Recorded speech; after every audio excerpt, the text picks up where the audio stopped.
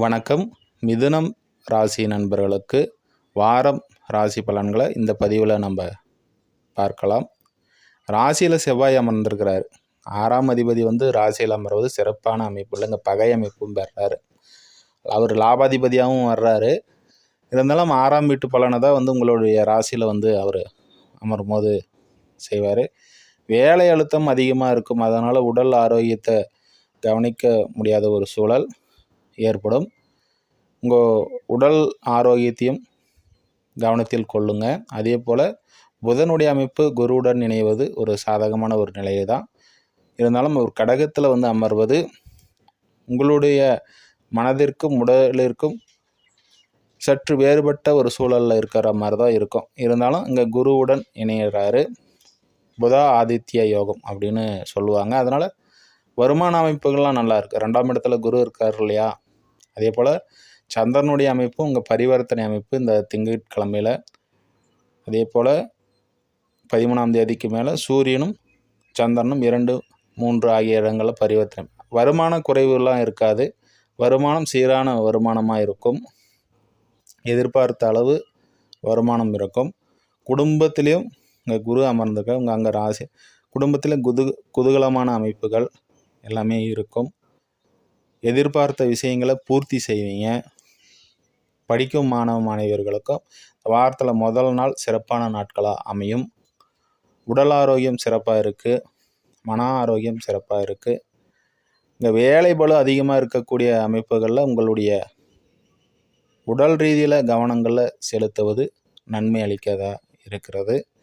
மன அழுத்தம் அதிகமாக இருக்கும். வேலை பளு அதிகமாக இருக்கக்கூடிய ஒரு சூழலில் மன அழுத்தமும் அதிகமாக இருக்கும். அதனால் யோகா, தானம் இது போன்ற அமைப்புகளை செய்யக்கூடிய ஒரு சூழலில் உங்களுடைய மன அழுத்தம் குறையும். அடுத்ததாக இங்கே சனி 10ஆம் இடத்துல வக்ர அமைப்பு பெற்றிருக்காரு. 8, 9 கூடியவர். இப்போ சனி வக்ர அமைப்பு பெறும்போது தீராத பிரச்சனைகள் கூட தீரக்கூடிய ஒரு அமைப்பு ஏற்படும். அதில் வழக்கு சார்ந்த விஷயங்களில் ஒரு திருப்பம் ஏற்படும். உங்களுடைய தகப்பன் சொத்து விஷயங்களில் நீங்கள் எதிர்பார்த்த அமைப்புகள்லாம் இப்போ ஏற்படும். ஏன்னா குருவும் சுக்கரனும் இங்கே பார்க்கறதுனால ஒரு தீர்வான ஒரு அமைப்பு கண்டிப்பாக கிடைக்க போகுது.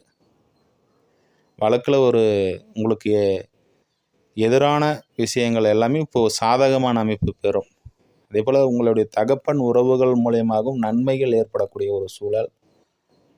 மனதளவில் இருந்த பாரங்கள் குறையும்.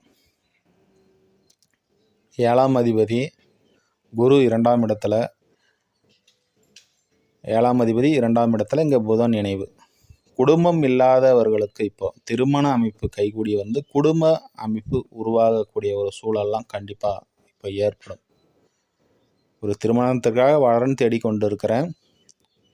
இப்போ கல்யாணத்துக்காக அடுத்ததாக இப்போ எல்லாமே அதற்கான அமைப்புகள் கூடி வந்துருச்சு. அடுத்தது ஆவணி மாதம் அதற்கான திருமணத்திற்கான ஏற்பாடுகள் செய்யணும் அப்படின்றவங்களாம் இப்போ திருமணத்திற்கான முயற்சிகள் இருப்பவர்களுக்கு எல்லாமே இப்போ பார்த்தீங்கன்னா அடுத்த கட்ட நகர்வு ஏற்படும். திருமணத்திற்காக நிச்சயம், அடுத்தது நாள் குறித்து பத்திரிக்கை அடிப்பது, இது போன்ற அமைப்புகள்லாம் கண்டிப்பாக ஏற்படக்கூடிய ஒரு சூழல். அதே போல் உங்களுடைய பசங்க ரீதியில் இப்போ செலவினங்கள் இருக்கும்.